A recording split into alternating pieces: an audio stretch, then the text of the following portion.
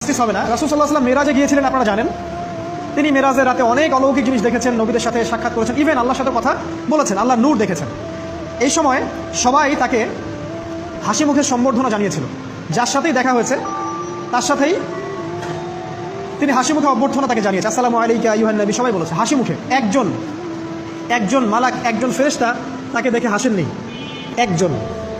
আপনারা কি জানেন? রাসূল সাল্লাল্লাহু আলাইহি ওয়াসাল্লাম অবাক হয়েছিলেন। তিনি বলেছিলেন যে ইয়া জিবরিল, ওর চেহারাটা এত গম্ভীর কেন, সে আমাকে দেখে হাসছে না কেন, তার মুখে হাসি নেই কেন?